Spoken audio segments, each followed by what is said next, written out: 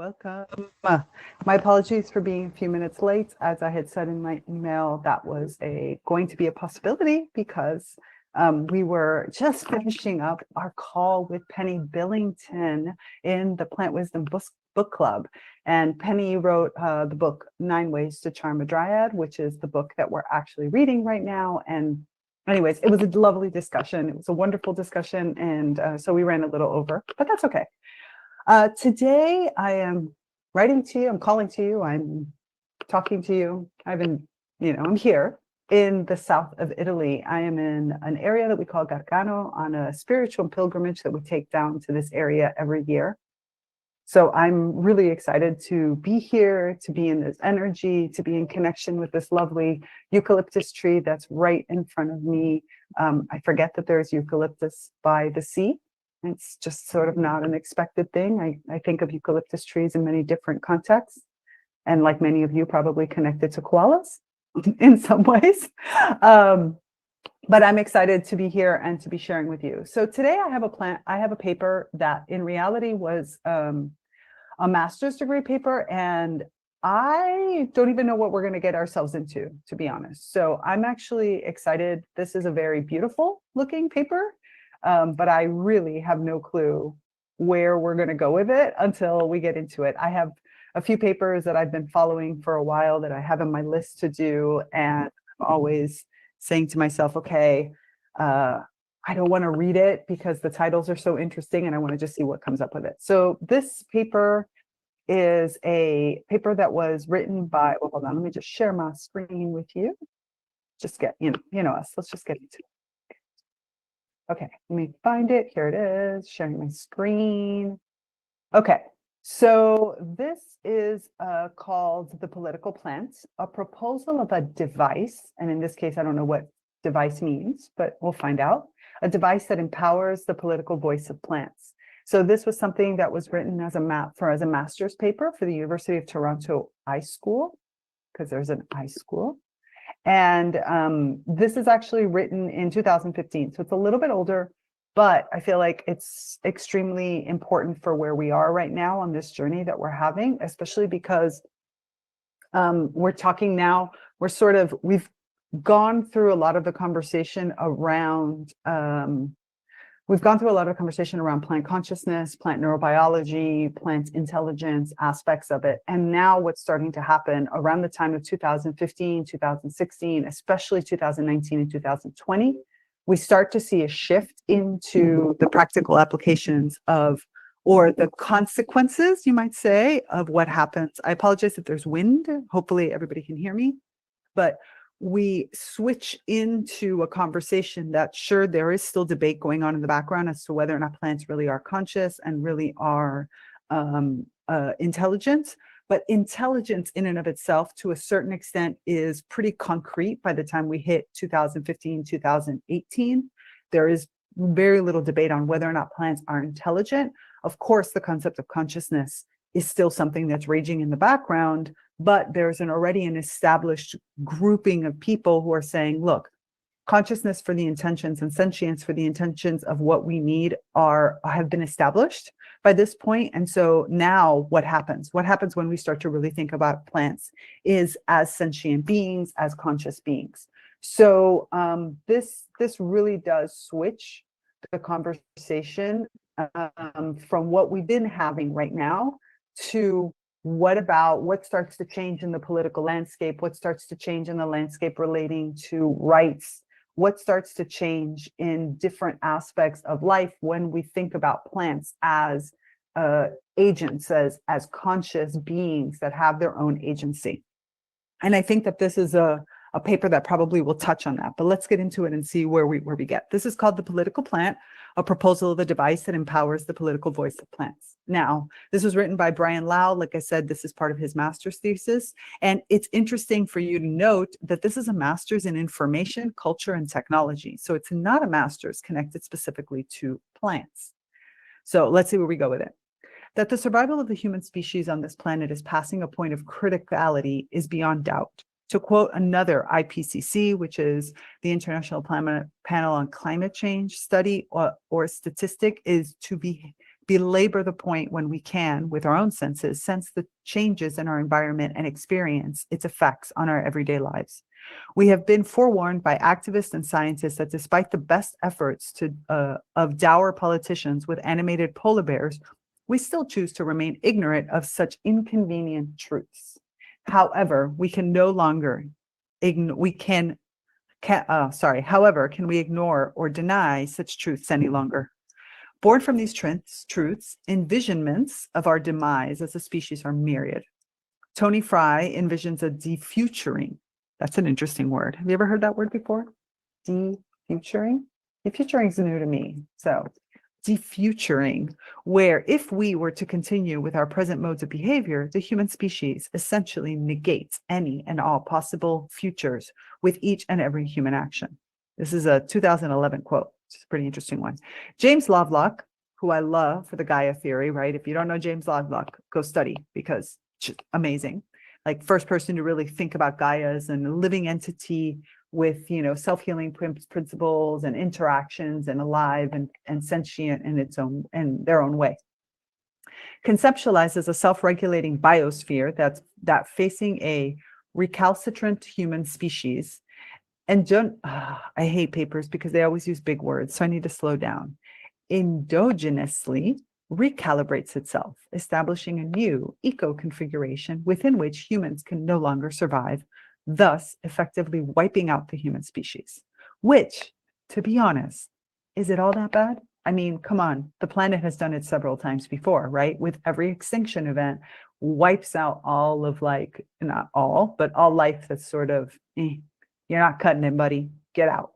So I don't know, it's not always bad. By 2050, the human race could be devouring 140 billion tons of minerals, ores, fossil fuels, and biomass per year, says the United Nations Environment Program. But many would argue that effects to address our ecological predicament are already underway. For example, we have taken sustainability to heart and are living sustainable lifestyles within the auspices of the sustainable economy. I love the quotes: sustainability lifestyles, and sustainable economy. After all, we're buying more hybrid and electric. Okay, I'm sorry. I'm adding the emphasis because to me, this seems very a little bit facetious the way that they're saying it. And so, but maybe, probably not, but I just think it's appropriate. Okay. After all, we are buying more hybrid and electric cars. We produce more solar panels and wind turbines. Notwithstanding that solar panels are still incredibly pollutant when no longer useful. Just a case. We place the plastic bottles that contained the alpine mineral water that came from the Swiss Alps into our neighborhood recycling boxes. Is that not enough in ensuring our future? Brian. I'm so curious as to where you're going to take this discussion. Fry, in Design as Politics, posits the idea of designing the sustainment, an imagined reconfiguration of our political systems, into one where nature not only has an active role, but a decisive one. But while he proposes such a structure, he offers no pathways towards it other than positing that design as a practice of configuration and reconfiguration be used to structure and construct such a political artifact. Which seems to be not something kind of unique to Fry, but probably unique to most. Politics, is the idea that we just state the idea over and over again and state a very generic solution, but no real way of actually getting there. And look, in all fairness, we've had this conversation. We're having this conversation right now. We're having it in the podcast. We're having it here actively in NCC. We have it in our calls.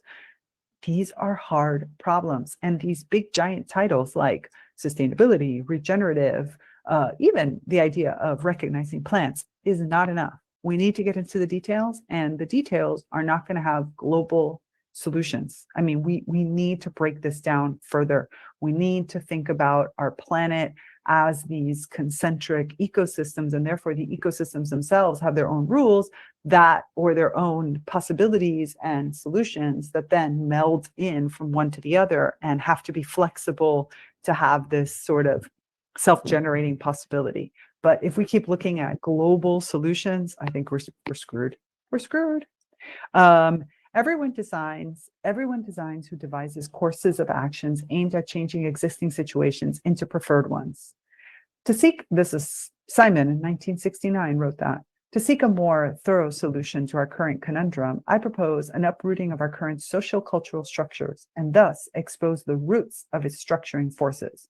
A delusion revealing of the rhizome. Ooh, I really like all these plant metaphors, right? All these little expose the roots of its structuring forces, a delusion revealing of the rhizome, and form such an uprooting expose the configuration of our social cultural spaces. Into this social cultural space, I will sow new seeds, a reconfiguring with reference to Fry's proposal of designing a new political structure. So let's see what political structure he thinks about. Beginning with a brief overview of the social cultural structures that have shaped how we perceive and engage with nature, I will then make an introduction of new scientific research and technologies that could potentially enable such a design. Extrapolating from such technologies, I will propose a new design, a new political artifact that perhaps may take us closer to Fry's vision.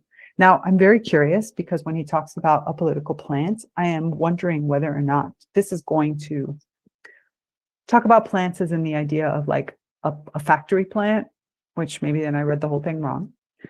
Or is it going to talk about plants as persons and therefore use the political voice from the perspective of a plant needing to be taken care of for the plant's sake, because the plant is a being that has the rights to be taken care of in our ecosystem, or whether he's going to look at plants as resources. Which do you think he's going to do? I am very curious. Is he going to look at resources? Is he going to be talking about factories? Or is he going to be talking about plants as persons?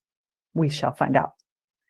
There is not one nature, but a diversity of contested natures constituted through social cultural processes from which they cannot be separated. Agreed with that.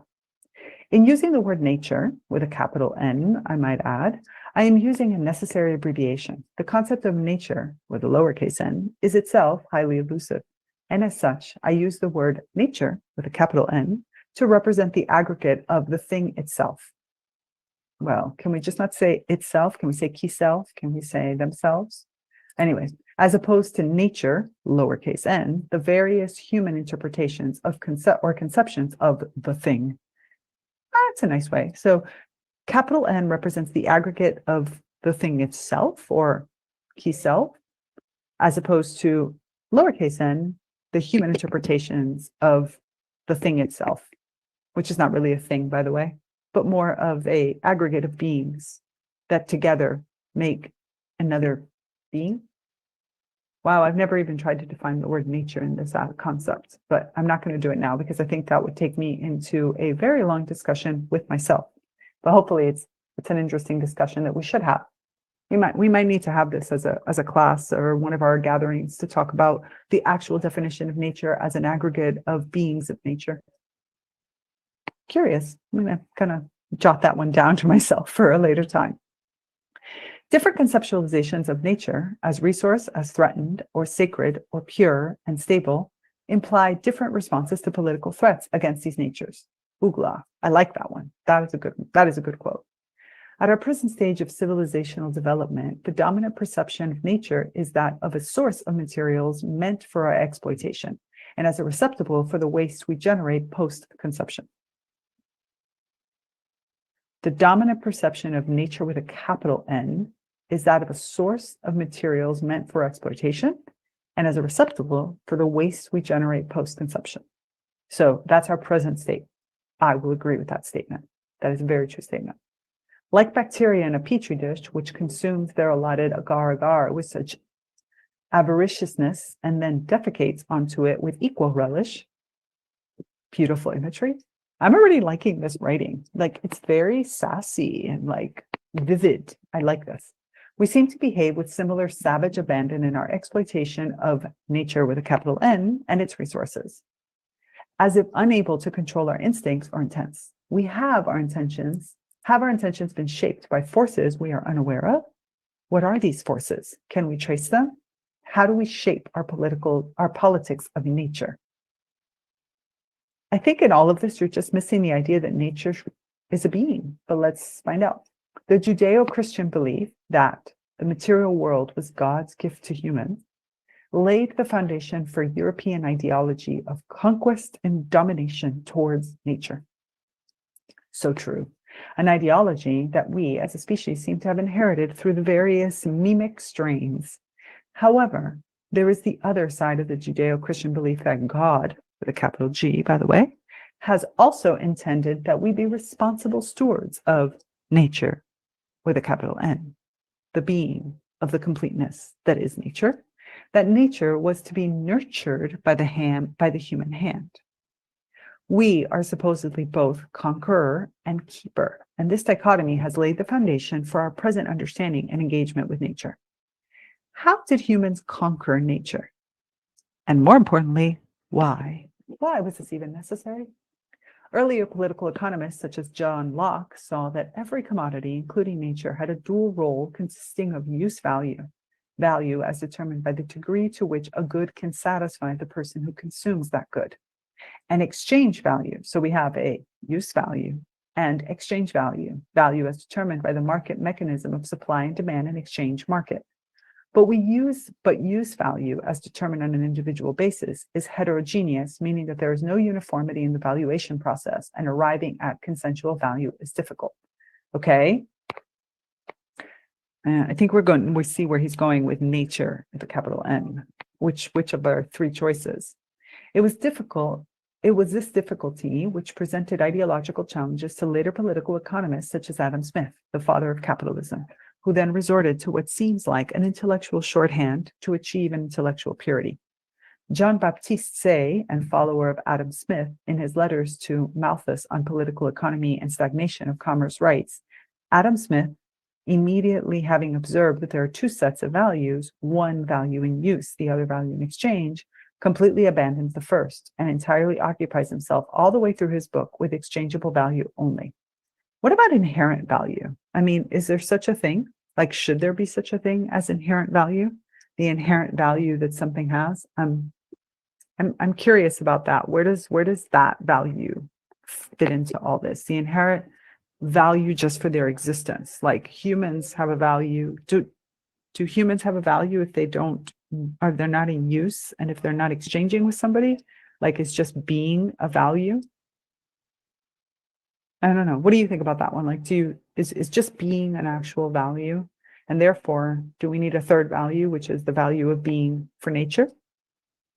You see these? This is already a good paper because it's bringing up a lot of questions for me. I don't think we have a lot of answers yet, but let's hope we get there. This view is perpetuated by John Stuart Mill, who writes in Principles of Political Economy, things for which nothing could be obtained in exchange, however useful or necessary they may be, are not wealth in the sense in which the term is used in political economy. Air, for example, though the most absolute of necessities, bears no price in the market because it can be obtained gratuitously. To accumulate a stock of it would yield no profit or advantage to anyone, except for life. So we have now established that in the political economy, the value of being has no value at all. So air, the most valuable of valuable entities, has no value at all in a political economy. This actually says a lot about our human way of being, like our human way of thinking, to arrive at that conclusion, to understand that in the political landscape that we've created, there is no value unless there is a use or an exchange value. And I think that this is why we have, wow, okay, this is opening up a lot of thought processes that I don't know if we're equipped to deal with right now, but we will be, because this is going to be something we're going to talk about. Such intellectual laziness or ideological convenience, whether intentional or not, essentially lays the foundations on which our present political economic structures are built on. What we recognize now as liberal democratic capitalism was built on these foundations. And with the ascendancy of the capitalist classes throughout the 18th, 19th, and 20th centuries, the structuring forces of the free market shape what are now our dominant views of nature, so much so that the separation of nature and culture is manifest in human thought and environmental policies. This is a great line that I think all of us need to remember. This is why last week we started to talk about plant rights. Like I said at the beginning of this call, at this beginning of this live stream, excuse me, we are at the point where we have now had a very thorough discussion on plant consciousness, plants intelligence, plant sentience. We know where the overall scientific world stands on these conversations. We know that, for example, plants intelligence is something that's pretty now, by the time we get to this paper, 2015, standardized. But where is that going to take us really depends on what we as humans do with this knowledge. Whether a being such as a plant is conscious in the sense of similar to human beings, or even just conscious in the sense of aware of their own life, then starts to take us into a different category that is neither useful necessarily or exchangeable necessarily only. Just the same as me as a human being, my life is not always useful or exchangeable, and therefore my value, my intrinsic value, is also based on sentiment, on the feeling, on the value. If you think, I'm going to use a horrible example, but you know me, I use horrible examples. If you think about a civil case for wrongful death, right, the value of that life is not always a value that's just based on how much economy that person could have brought in, but it's also based on the inherent value of that person as a being, as a part of a family, as a part of a community, as a part of a whole series of things. So once we start to understand that plants are intelligent beings, that are sentient, that have some form of consciousness, we move into the realm of having to define what is the intrinsic value of a life of a plant, independent of the value that that plant brings. So the grass that's in front of me, that's being run over by the car, that's also in front of me right now, has a value in and of themselves. And at what point does that value reach a tipping point in which we start to think about that plant as a being, and we start to ask ourselves the inherent question of, should I be tramping over this plant as with the car? So there's a lot of concepts that we're going to start to now step into, because if we want to manifest real change, if we really want to change the paradigm, we need to start thinking about these questions, not in terms of human definitions, but in terms of plant definitions. What does plant life and the inherent value of plant life, and based on plant structure, plant regrowth, plants relationships, all these different aspects, what are the right guidelines for us as human beings to better understand how to be good stewards of those plants and how to live in harmony and co-create in this world with those plants? Hopefully that made sense. Hope so. You let me know. Under such a structuring where commodities are valued only by their exchange values, nature is seen without value and without the exchange economy, an externality or a free gift.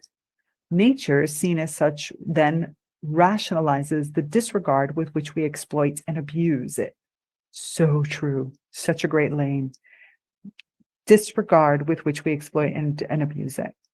It shapes the doctrine of resourcism, of extractivism, where nature is but a resource for economic progress that could endlessly supply our human needs with the materials that fuel our consumption, our progress, and an unending economic growth. Capitalism, in other forms, have been proposed as an attempt to ameliorate the destructive tendencies of pure capitalism. There is a pure capitalism and an unpure capitalism? Anybody who's an economist, please explain that one to me. Wait, I'm sorry, he's about to. Read ahead. Sustainable capitalism, which supposedly harnesses the allocative efficiency of free markets to regulate the dynamics between the consumer and nature, thus limiting degradation to nature, is one such effort put forward by former Vice President of the United States, Al Gore. But to many, the sustainable economy is but a new catchword that obfuscates the reality of the capitalist political economy by cloaking it in a guise of environmental protection. It is no more than a renewed strategy for profiting on planetary destruction. And this is the biggest problem. Environmental protection, in my opinion, as a word, is a oxymoron, because it means that we need to protect the environment rather than saying, when I okay, maybe we do protect humans too, and there are human protections in place, but more importantly, when I recognize humanness to a certain extent, there is an inherent protection that goes without saying, an affordance given to being human based on the fact that I recognize life in humans. I think we need to move in that direction first before we can put environmental protection laws into place, because our laws don't take into account agency, and therefore we're looking at them with the wrong eyes. And this is truly where we want to go. We want to say, what does a law look like when we look at a just law that helps both humanity as well as nature with a capital N, based on the intrinsic life that all of them bring. It is no more than a renewed strategy for profiting on planetary destruction. At best, it merely assuages the guilt of our rapacity, if we feel any guilt at all, and at worst, it blinds us from the fundamental social cultural structuring that rationalize our culpability. Absolutely. Yes, agreed. There have been efforts at trying to change the mindset of homo economicus. Had anybody heard of that phrase before? Have you heard of homo economicus? What a great phrase. I had never heard of that phrase before. Oh my God, I'm loving it. Homo economicus. To reshape his worldview with counter-configurative, I didn't write the his, by the way, his worldview with counter-configurative forces. The Romantic movement of the 19th century was one such force. However, more recent efforts in the form of biocentrism, ecocentrism, ecofeminism, etc., have yet to figure prominently in contemporary environmental discourses. And this is why we're having these conversations. We are moving this needle to become more prominent in environmental discourses. Economic frameworks that are intended to structure future market-oriented doctrines, such as ecological economics, environmental economics, sustainable economics, etc., have yet to become forces strong enough to reconfigure the prevailing capitalist ethos. The plundering of the human spirit by the marketplace is paralleled by the plundering of the earth by capital. Agreed. The persuasiveness of this worldview gives us the impression of us humans as conquerors of nature. What of humans as keepers of nature? Or how about what is humans as respecters of nature? Is respecters a word? I don't know. Respecting nature? I don't know how I would say it. I will here discuss two of the more prominent efforts, one put forward by the Convention of Biological Diversity and the other by the Framework Convention on Climate Change, UNFCCC. UNF. So, okay. Framework Convention on Climate Change, excuse me. Each enacts a particular configuration of practice based on their disparate perceptions of nature. The CBD, Convention of Biological Diversity, emphasis is on the conservation and protection of biodiversity, whereas the UNFCCC, the Framework Convention on Climate Change, so the UN Framework Convention on Climate Change, is grounded in the doctrine of mitigation and adaptation. Biodiversity is believed to be a bulwark against human encroachment, therefore, by strengthening economic resilience and bolstering ecosystem adaptability. Biodiversity is believed to be a bulwark against human encroachment. Okay. Nature can be fortified and thus protected. This is the foundational belief that structures the CBD, which is the Convention on Biological Diversity. So CBD's policies of conservation and protection. But the precise definition of biodiversity is by no means self-evident. No, it isn't, especially because I think the other kind of elephant in the room is that biodiversity is being interpreted as no species can ever go extinct. But even when the Earth was naturally evolving at a rate that was conducive. So climate change, by the way, has always been happening. It's whether or not it's being done in a way that encourages life to continue to adapt and grow and change and evolve and continue to be, just be, or whether or not life becomes threatened in a global sense, in the sense of the majority of life. So we have to be very careful when we look at biodiversity to not try to keep alive species that, even given a natural turn of climate change events, would have eventually become either extinct or evolved into a new level. And I think that this is a really important aspect of our discussion around biodiversity is extremely important. We definitely want to encourage biodiversity. We also want to encourage like the idea that some species shouldn't be going extinct in this day, that they're going extinct because of our human interactions and our human, what's the word I'm looking for? I don't want to say pollutants, but our human effects. But at the same time, we also have to remember that in order for species to be able to evolve, we have to let some of them mutate and transform and grow and change into new things. So we don't want to protect all species. And I know that's a really hard concept for us to have, but every species that has ever existed on the planet is not currently living on the planet and nor should they, because had dinosaurs continued to live, most likely we wouldn't have evolved the way we did either. So there are natural effects of keeping balance of our planet, and that's what James Lovelock's Gaia hypothesis really pushes on, the idea that there is an equilibrium that is done. There is life and death that's constantly in motion and is happening. And again, that is natural and we want it to happen. We just need to make sure that we're not accelerating the process and in such a fact, not giving time for those species to evolve in the directions that they're supposed to evolve in. It is a recent construct of values and interest from various human actors, ranging from politicians, scientists, and conservationists. The resultant understanding is a confluence of the variety of policy and scientific recommendations from groups such as the Sustainable Use Movement, farmers' rights movements, and bioprospectors. What's a bioprospector? If you know what a bioprospector is, please let me know. The CBD also reintroduces the idea of intrinsic value, which is understood as the value in and of itself that can be seen as self-contained. The intrinsic value, which is understood as value in itself that can be seen as self-contained, and the value in itself that can be seen as persistent, and is aware of the intrinsic value of biological diversity and ecological, genetic, social, economic, scientific, educational, cultural, recreational, and aesthetic values of biological diversity in its components. So we have value in itself that is self-contained, value in itself that is persistent, and intrinsic value that encompasses ecological, genetic, social, economic, scientific, and all these different things. Do you think that this actually includes maybe the value in itself that can be persistent is that whole value of being that I was talking about? Just the value of being alive, and therefore that I have an intrinsic right to be alive, whether or not I produce a value of use or I produce exchange value, as was talked about earlier. Maybe that's what they're talking about, as value in itself can be seen as persistent. I don't know.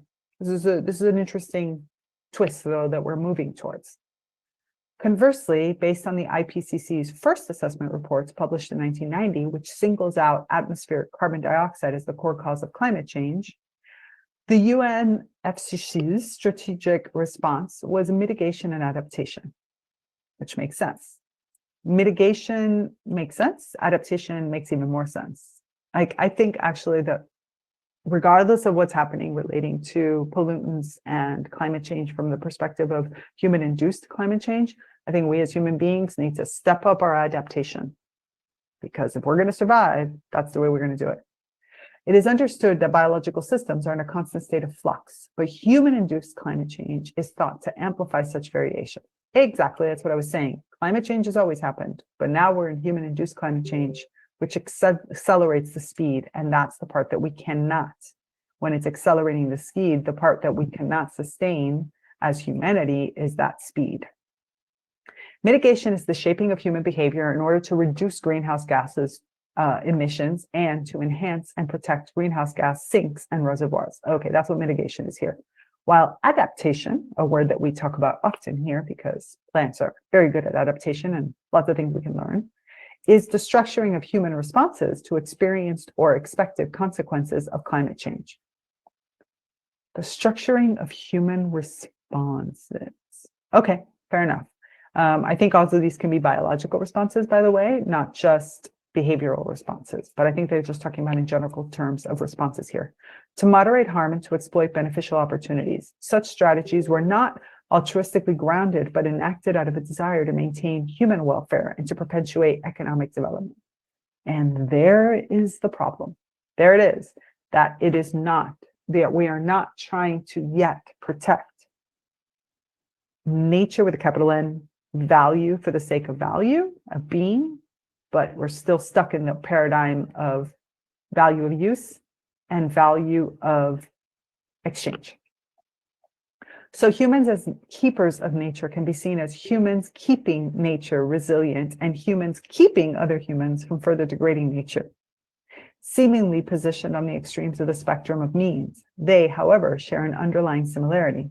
They both take as a starting point the human. And herein lies the rub. Here's the part that doesn't work long term.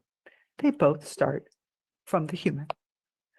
In the main, both the CBD and the UNFCCC view the welfare of nature in terms of human needs, and as such, structures the human perception of nature accordingly. Problem, like if I can make it a big, like this should have been one of the quotes that he puts in big red, bold words, because this is the problem. This then consequently shapes our human actions towards nature. Even with our best intentions, nature to humans is still merely nature with a lowercase n. So let me read that again because I can read it better. Even with our best intention, nature with a capital N to humans is still merely nature with a lowercase n. So true, so true. The rhizome has been revealed. I love this metaphor. It is a series of ecoisms and bioisms, from extractivism and exploitation to conservation and protection to mitigation and adaptation. All these human actions perpetuate damage or merely delay because they are enacted out of a desire to maintain human welfare and to perpetuate economic development. This is why so many people think that just humans should just be. I'm not in agreement with that, because I think that some humans are evolving and we're going to become Homo something else, divinus, Homo evolutus, Homo something. But let's keep going. Hold on, sorry. All these human actions perpetuate damage or merely delay because they are enacted out of a desire to maintain human welfare and to perpetuate economic development, because they are dictated in human terms for human needs and wants, because they are anthropocentric in their foundations. They are doomed to failure. Agreed. Essentially, throughout our discussions and digressions, man with a capital M, not like men, but with a lowercase m, but man as in humanity. I don't like this. I would have just said human, has been in dialogue with himself or themselves. We have spoken of nature, about nature, for nature, but the conversation has been within our collective minds with an imagined nature with a lower n. In these conversations, which is like the individual spots of nature, rather than like nature as in like humanity and natureanity. I don't think natureanity exists as a word, by the way. Don't ever quote me on that. I will deny I said it. In these conversations, we have answered in nature's stead instead and imagining how it would respond to our queries. We have spoken in nature's voice, confident in our anthropocentricity that we know what it would say. But in truth, nature with a capital N has been silent. So far, I am very much enjoying this, and I don't know why I haven't done this paper earlier, but I am very much enjoying this, and I'd love to hear if you like it too. But is nature truly silent? Or have we, wrapped in our anthropocentric arrogance, chosen to be deaf to its calls? Another great line. Then if nature can speak, can we hear key? I wouldn't say it, I would say key. You sort of, Brian, you lost an opportunity here, key. And if we can hear, will we choose to listen? Nature is overwhelmingly made up of plants. Galeano, finally a quote by Galeano, which, and we know, overwhelmingly made up of plants, 82% of the biomass, to be exact. Used to be 85, and before that, it was actually 92. Imagine to see how much we're losing so quickly. Anyway, which dominates nearly every terrestrial environment and makes up to 99% of the biomass. See, it's no longer. 2013 pollen stated to 99% of the biomass. It's wrong. We're down to 82. 82. Is that incredible? I don't know. I found that really incredible when I read that we're down to 82% of the biomass of the planet. And plants are extremely noisy, but we are seemingly deaf to this green symphony. Perceived immobility and assumed insentience, filtered through our bigoted Aristotelian ideas of the inferior nature of plants. We do know what this line is, right? This is because Aristotle is the one who believed in the hierarchy, or the naturam scala, la scala naturam, which basically puts plants as right above rocks, but basically inert, unmovable, unthinkable kind of beings, very much below animals, and then of course humans above us all. Aristotelian idea of inferior nature of plants has us humans stigmatizing plants as dumb compared to moving animals and thinking humans. Dumb plants are regulated to the bottom of the pyramid of life. And it is this misperception that has led us to the point of our civilizational predicament.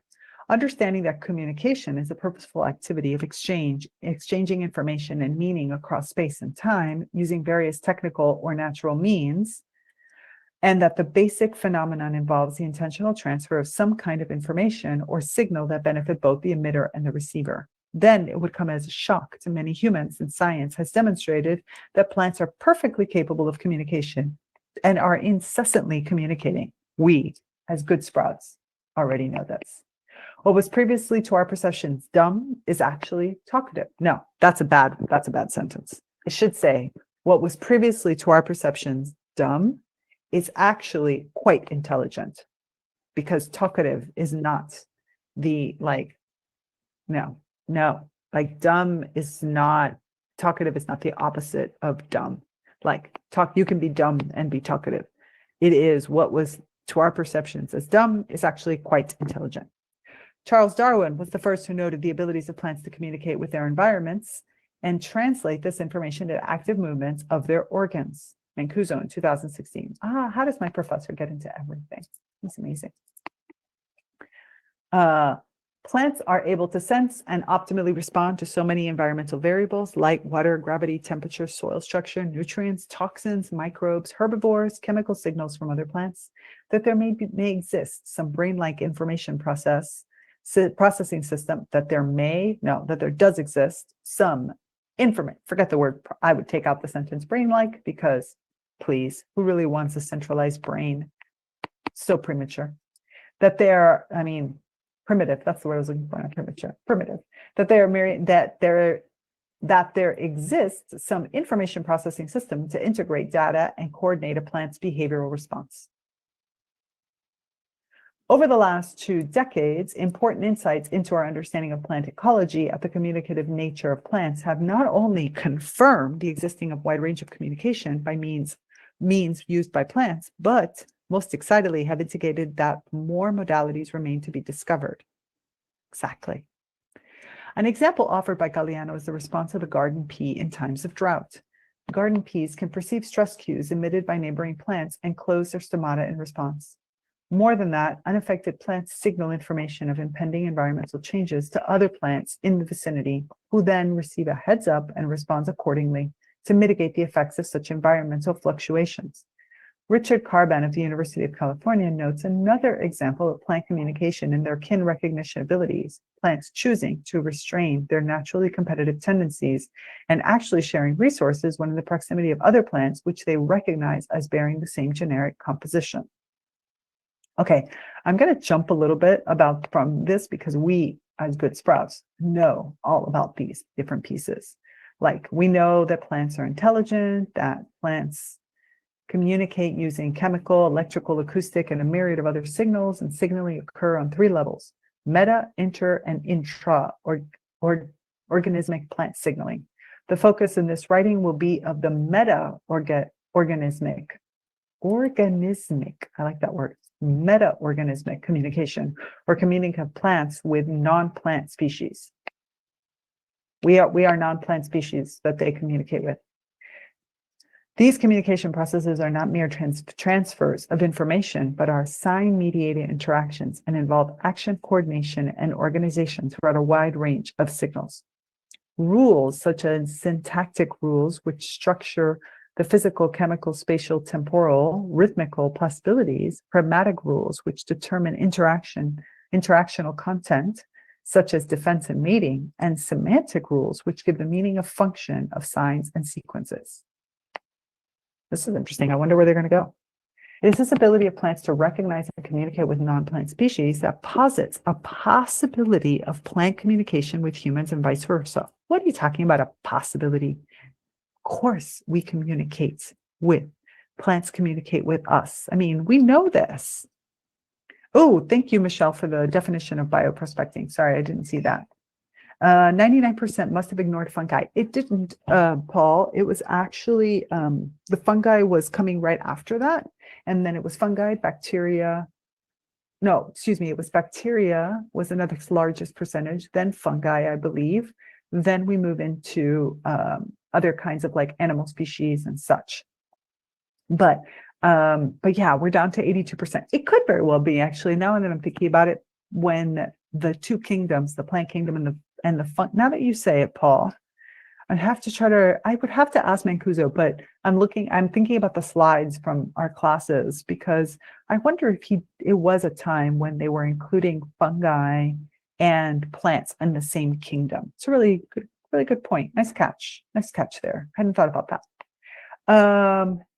Okay, it is hoped that with such communications, so humans communicating with plants, we can reconfigure our perception of nature with a capital N, and hence to reshape our actions and engagements with kin, not its, with chi. Stefano Mancuso, a plant researcher from the University of Florence, proposes that we can learn from plants by focusing on the otherness of plants rather than their likeness. Agreed. And from such otherness, we could perhaps develop important new technologies that truly solve the problems we have caused. I like how he says we with a capital W. We have caused with our misguided anthropocentric doctrines. Galliano goes even a step further, envisioning plants as teachers, noting that plants have been regarded, noting that plants have been regarded for many millennia as animated, superior, intelligent beings and honored as teachers by many cultures. So true. What was previously to our perception dumb could actually be intelligent. Can we just take, this is from 2015, I have to remember. That sentence today would be, what was previously to our perception dumb is actually intelligence. Just go with the affirmations of what we know to be true. However, in order for us to learn or for plants to teach, we must somehow arrive at a common channel of communications. I here propose the design of a device that can act as an interface towards an envisioned communication between humans and plants, and thus plants as a proxy for nature. Although, seriously, you can just communicate with a plant. Plus, we have the music of the plants device too. I mean, we have these. I'm so curious as to where he's going to go with this. Appreciating that plants have evolved between 15 and 20 distinct senses, with senses that are analogous to our 5, plants can smell and taste by responding to chemicals in the air. Yeah. We know what they could do. Plant communication strategies have yet to be fully understood, as we do not yet know what combination of these signals and senses constitutes signs and sign sequences that convey specific meanings. As such, a necessary simplification will have to suffice for my proposal of a device. Paul, pay attention, okay? Pay attention here. The device is a concept that is meant to elicit envisionings and explorations into new possibilities in human nature interaction. Assuming that plants communicate in the main, use electrical, chemical, and acoustic signals, the device will detect such signals, interpret them, and display them as combinatory audio-video sign. These combinatory signs could potentially form the nascent elements of a plant vocabulary and alphabet that can be syntactically combined and configured as a form of spoken and written language, a plant world sound. Okay, wait a minute. Brian here. You were starting off so well. You were talking about nature as it's an intrinsic value, an intrinsic elements, you were talking about not anthropomorphizing. And then what do? You go and you anthropomorphize plant speech as if it could be syntactically derived down to just be a form of work of spoken or written language, as we do for human language. I mean, can we really do that?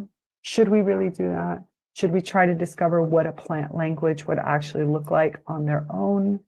This feels like you're starting to anthropomorphize a little too much, but I might be wrong. I hope I'm wrong. We might be wrong. Okay, hold on a second. I need to jump to see where we are to see whether it makes sense for us to, oh no, stop here or to continue. Oh no, we're going to continue because we're not that far off. Where was I? Sorry.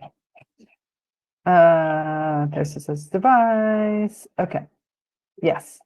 Chemical signal substances are the oldest form of signs and are used by microbes, fungi, animals, and plants. Yes, we are in addition, chemicals, we're there. And pattern recognition receptors can detect patterns of chemical substances. Whitney presents here the example of a lima bean plant, which has 5 different chemical defense strategies that range from changing their own scent to render themselves unattractive, to attacking red mites, to emitting chemicals that attracted other mites to eat the aggressors. Such a preference for chemical substances as meaning-bearing signs predisposes the design of the device towards their detection. That plants can generate their own cacophony of sounds is also well established in the literature. From Galeano's work, plants being capable of emitting frequencies of 10 to 240 hertz up to ultrasonic frequency of 20 to 300 K. Regardless of which scientific rationale offered, the fact remains that plants emit sounds and that they hear them too. While experiments that definitely catch a plant speaking to another have yet to be devised, the case that plants create sound is a strong one, given the use of sound as a survival mechanism is found in almost every other species, ranging from the audible sounds made by animals and humans to sessile moths and bacteria who can communicate using ultrasonic waves. Hence, the device is designed to be acoustically sensitive also. Thank you, Paul. Human natural language is totally different from a plant natural language. So let's see where he goes with this. The mechanisms generating both magnetic fields and acoustic waves in plants may be driven by similar biochemical processes within the plant cell. And in this, we see the links between electrical, chemical, and acoustic signals, where changes in biochemistry result in plant generating electrical currents, which in turn create plant magnetic fields and vibrational sound waves. Okay, as a person who has worked with the music of the plants device for a long time, I can see the rationale for wanting to create a device that interprets plant things into something that humans can understand. I'm just curious if he's going it all wrong, where he's trying to think that there's a lexicon, a human lexicon, as opposed to something. The music device of the plants device works on a different premise. It works on the premise that plants are intelligent enough to be able to use their chemical signals to create a series of codified sounds that humans know how to interpret. So it does not assume that we are deciphering the plant language. It instead, it bases its fact on the idea that plants are smarter than humans and can create sounds that we understand for us using their chemical signatures. It's a slightly different concept than the idea that we as humans are so clever that we can decipher the plant language. So natural plant language. So I don't know if his device is going to work, but maybe it will. Maybe we could get to the place where we can decipher natural plant language, but I don't think we can do it when we're thinking about it from a human plant language perspective. I'm not so sure about that. As such, the detection of electrical signals by device essentially ties together the other 2 communication modalities utilized by plants into what could be a linguistic model. It is this model that will be detected, interpreted, and displayed by the device. The system of signaling of signals and signaling of electrical, chemical, and acoustic signs form an intricate network that has been compared to the neural networks of human brain. Networks that exhibit behavior researchers have described as akin to intelligence. Then it is possible that such intelligent networks become enmeshed with the networks of human societies. Human societies have been described as networks, but how are these networks structured, and can such structures find common interfaces with plant networks? Good question. Using a Latourian lens, actor network theory presents an understanding of social networks that posits a possible connection where human networks can interface and intertwine with plant networks. According to Daryl Cressman, Ant focuses on building of such networks as a primary actors who should be followed, and it is through the eyes of these actors and processes of network construction can be traced. Ant is a technique, is unique, and that the actors are themselves networks. Everything can be considered both an actor and a network. An actor network is simultaneously an actor whose activity is networking heterogeneous elements, and a network that is able to redefine and transform what is made of. Ant is further distinguished in that it treats both humans and non-human elements equally. First mistake. I mean, equally in the sense that they both have a value, but equitable, not equal, maybe. I don't know. This is starting to get into something that makes me really want to think. An ontological leveling where both human and non-human can be understood within a network wherein their identity is defined through their interactions with other actors. An actor is a semiotic definition, an actant, and actant can literally be anything providing it is granted to be a source of action. As such, looking through our Latourian lens, society is consequence of a network of associations between myriad actors. Such actors have agency, exerting influence over other actors and transforming or translating the influence of other actors exert on them. It is this translational dynamic between actors that ultimately configures and describes what Latour calls a society of associations. I'm starting to hurt my head. When it's starting to hurt my head, not because the concept is wrong, but because I think it's an oversimplification, but maybe that's okay for the beginning, right? This is a first take, right? This is him throwing out something like that. And as an actor network theory sees non-human actors as equally able and equally accountable in the formation of the network of association. So this says that we have a network of, as long as we don't start with human vocabulary as like the basis, I think this could be interesting. But we have to start with the idea that we have two entities that are trying to communicate with one another, each one with their own sort of mechanisms, and that the mechanism that gets created individually is completely different from the two mechanisms that each one of them works with. So what gets created together is different from the sum of the parts because the parts speak with many different ways. So I think if we look at this as speaking from two different ways and coming together to create something completely different, then it could be really interesting. But it means that humans have to be willing to want to learn the language of plants without having to try to define that through human language. Ant allows for the possibility of plant networks and human networks to become interfaced and intertwined into larger networks, which is what I just said, with plant actors acting on human actors and vice versa in this new actor network, thus bringing into play the translational dynamics in the formation of a new social configuration. Also, as I'm outside, it is starting to get dark, but that's okay. We'll live. Because I think we're at page, let's see, 20 and so we have, where am I? Page, no. Sorry, I keep losing my place. The device gives voice to what was previously thought silent. The device gives agency to what was previously thought insentient. Where before we saw nature as a silent submissive entity with the device, we now know that nature as an actor, as a network, as an actor network can be, is, always been in the actor in our world. Where before we could claim ignorance in our incursions into those once shared spaces, the device allows for the re-territorialization of those spaces. Such re-territorialization then has important implications for the consequent power structures, as re-territorialization necessitates restructuring, and restructuring necessarily means the reconfiguring of power. In Latourian terms, power is not that which is imbued in an entity, be it an individual or an organization, but that which results from a particular association, the translational agency of actors. That's what I was saying, right? It has to be a coming together. Power is always the illusion people get when they are obeyed. People who are obeyed discover that their power is really made of when they start to lose it. They realize, but too late, that it was made of the will of others. The rhizome must be reshaped.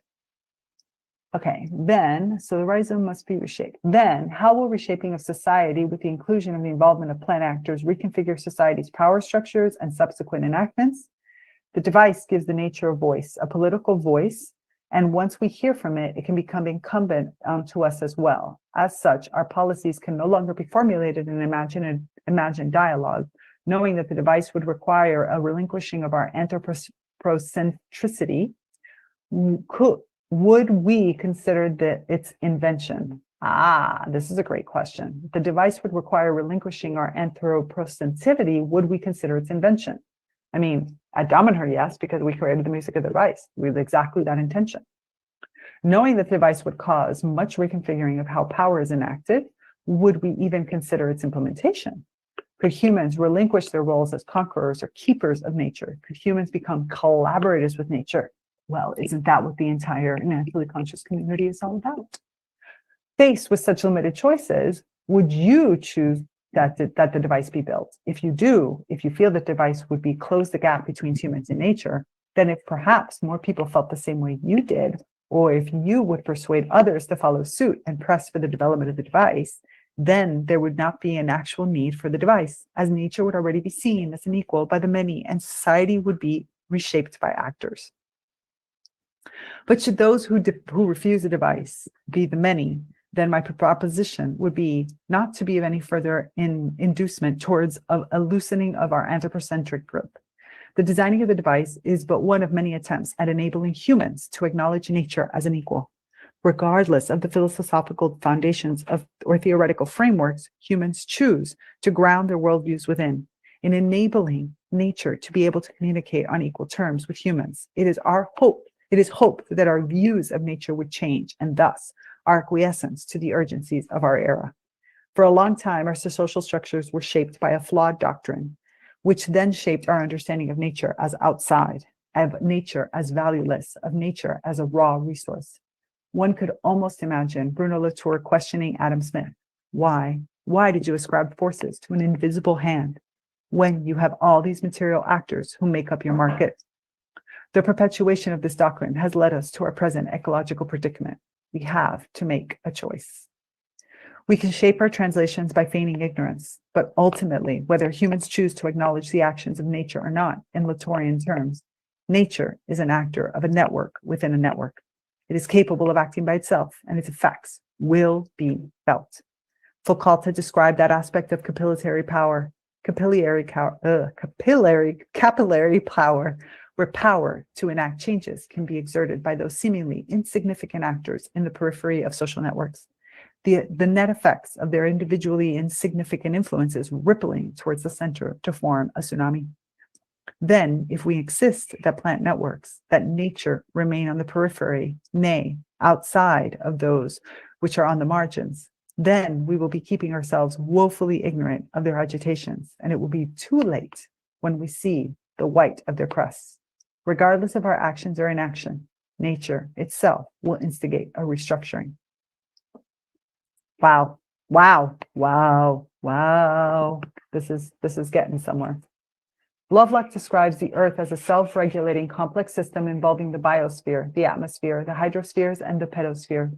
Tightly coupled as an evolving system, the theory sustains that the system as a whole, called Gaia, seeks a physical and chemical environment optimal for contemporary life. I would have argued that that L in life should be a capital L. Nature, as a part of the Earth, is then an assemblage within the assemblage, a network within the network, a configuration within this configuration that has evolved and co-evolved into what we now see as unified oneness that is just suitable for the existence of the human species, what Lovelock calls a homeostasis.